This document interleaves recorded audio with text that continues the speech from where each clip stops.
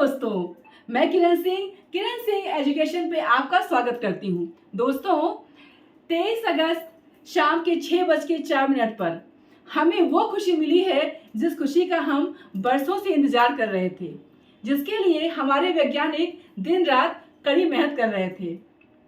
दोस्तों, वो दिन है चंद्रयान 3 का चंद्रमा के साउथ पोल पर लैंड करना। दोस्तों, ये खुशी का दिन ऐसा है कि भारत का हर एक भारतवासी इसे सेलिब्रेट कर रहा है। हर घर में इसकी खुशियां मनाई जा रही हैं, लोग नाच रहे हैं, घूम रहे हैं।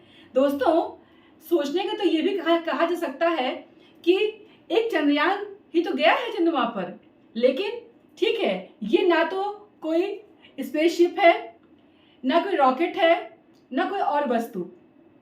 ये हमारी फीलिंग है। कहने का मतलब ये है दोस्तों कि ये स्पेसक्राफ्ट जो है, इससे हमारी फीलिंग जुड़ी हुई है।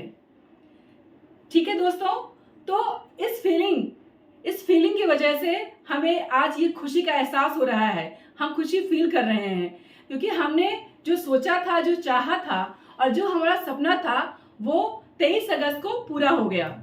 दोस्तों, आगे हम बात करते हैं इसके बारे में कि ये जो है कहाँ से लॉन्च किया गया और कब लॉन्च किया गया।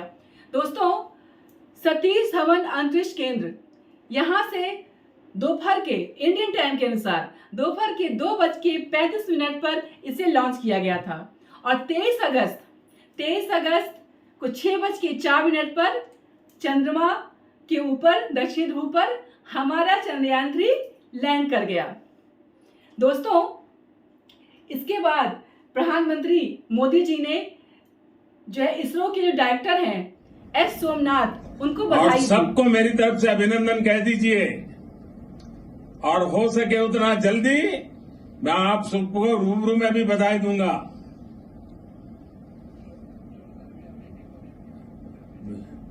बहुत बहुत शुभकामनाएं और बहुत बहुत बधाई। ओके जी, आपका तो नाम सोमनाथ और सोमनाथ नाम चंद्र से जुड़ा हुआ है और इसलिए आज आपके परिवारजन भी बहुत आनंदित होंगे। मेरी तरफ से आपको, आपकी पूरी टीम को बहुत बहुत बधाई और सबको मेरी तरफ से अभिनंदन कह दीजिए और हो सके उतना जल्दी मैं आप सबको रूबरू में भी बधाई दूंगा।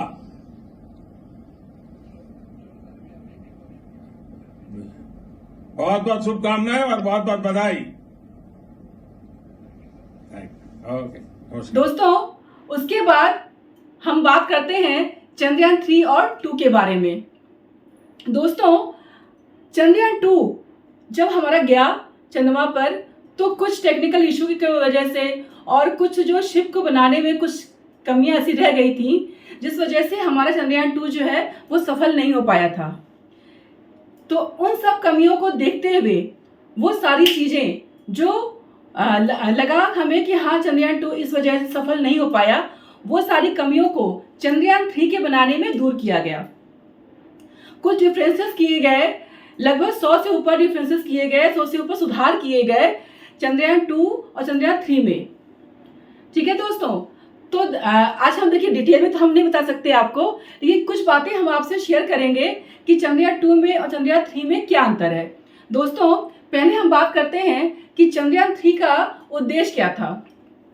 दोस्तों, चंद्रयान 3 का जो उद्देश्य था, पहला उद्देश्य ये था कि चंद्रमा पर हम सॉफ्ट लैंडिंग कर सकें, क्योंकि जो है सॉफ्ट लैंडिंग जो होगी तो हमारी जो गति है वो नियंत्रित रहेगी, धीमी रहेगी, नियंत्रित रहेगी, जिस वजह से हम सॉफ्ट लैंडिंग कर पाएंगे। और सॉफ्ट लैंडिंग इसलिए क्योंकि सॉफ्ट लैंडिंग करने से हमारे यान को या किसी भी यान को कोई नुकसान नहीं पहुंचता है, तो इसलिए हमारा मेन उद्देश्य था सॉफ्ट लैंडिंग।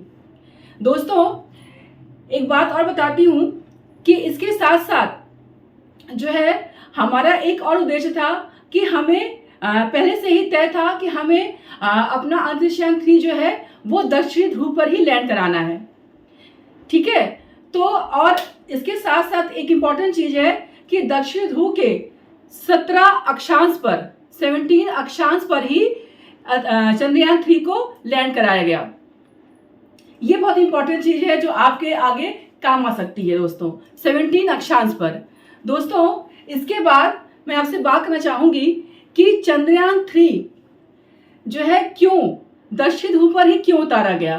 तो उसका कारण ये है कि सभी अंतरिक्ष यान जो है वो चंद्रमा के भूमध्य रेखा के पास ही उतरे हैं। जितने भी देशों के, अमेरिका, रूस, इजराइल, चीन, ये सारे देश के जितने भी यान आज तक उतरे हैं वो सब जो है वो भूमध्य रेखा के पास उतरे हैं। अच्छा, ये कि आपको लगा होगा भूमध्य रेखा के पास ही क्यों, ध्रुवों पे क्यों नहीं? तो दोस्तों मैं बताना चाहूंगी कि भूमध्य रेखा पे इसलिए उतरे हैं कि इसमें जो है चांसेस फेल होने के कम से कम रहते हैं। ठीक है दोस्तों, तो ये एक रीजन है उसका दक्षिण ध्रुव पर भूमध्य रेखा पर उतरने का। दोस्तों इसके साथ साथ उपकरणों के लंबे और निरंतर संचालन के लिए क्षेत्र और समाधान इसके जो अधिक अनुकूल हैं। मतलब ये है कि भूमध्य रेखा के पास जो है जो भी चीजें हैं वो हमारे यान के लिए अनुकूल होती हैं, जिससे हमारा यान जो है जो भी जाता है उसे कोई नुकसान नहीं पहुंचता है। सबसे बड़ी बात यह है कि भूमध्य रेखा के पास सूर्य की पूरी रोशनी पड़ती है और ध्रुवों पे सूर्य की रोशनी नहीं पड़ती है, या कहिए तो ना के बराबर होती है। ठीक है, और तापमान भी ध्रुवों पर 250 डिग्री से भी कम होता है टेम्परेचर वहाँ का। तो इसलिए ध्रुवों पर लैंडिंग का रिस्क जल्दी कोई लेता नहीं है। दोस्तों ये रिस्क लिया है हमारी इंडिया ने। ठीक है दोस्तों, और भूमध्य रेखा पर ये सारी चीजें अनुकूल है हमारे यान के, इसलिए सभी यान देशों के वो भूमध्य रेखा पे उतरते हैं कि सूर्य की रोशनी मिलती है।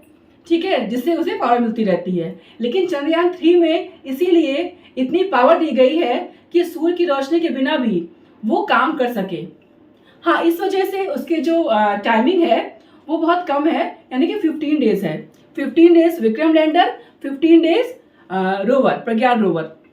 ठीक है, ये इसकी टाइमिंग है इसकी दोस्तों।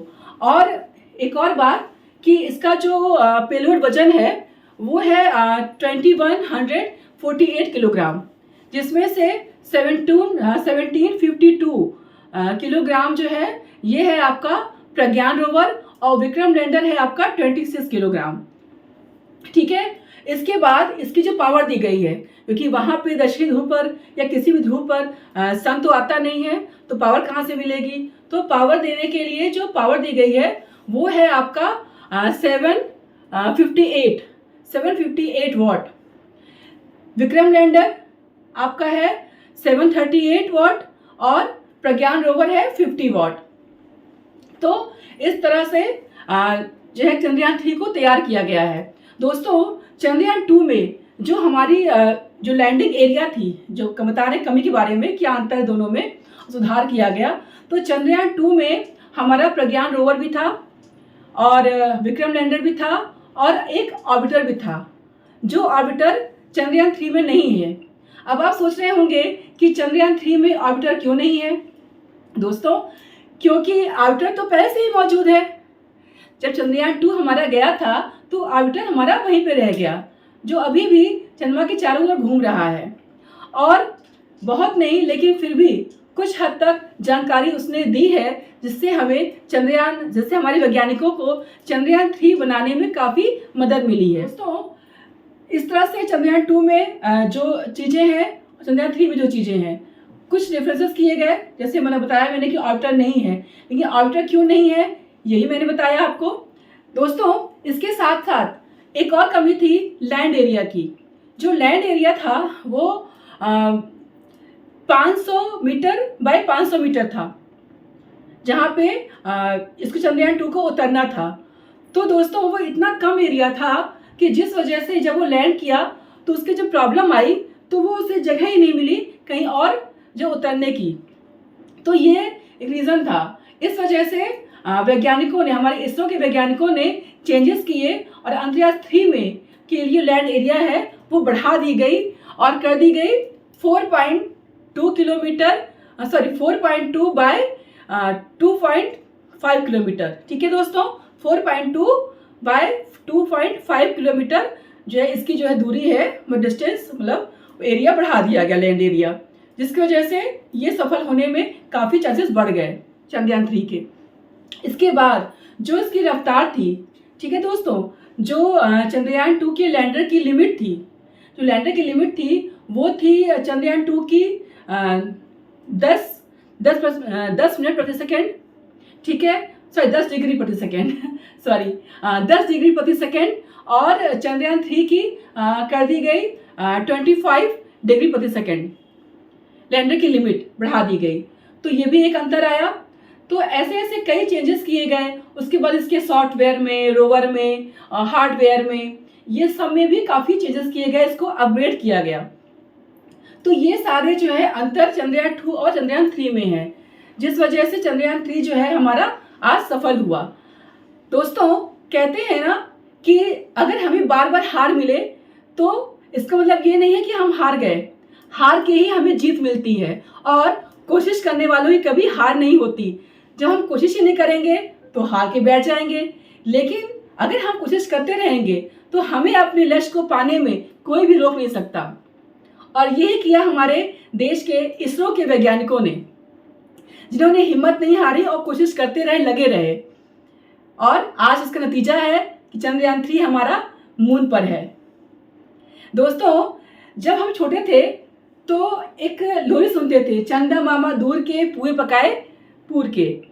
तो दोस्तों आज हम ये नहीं कह सकते कि चंदा मामा दूर के हैं, आज हम कहेंगे चंदा मामा टूर के हैं, क्योंकि चंदा मामा पे टूर अब किया है हमारे यान ने, ठीक है।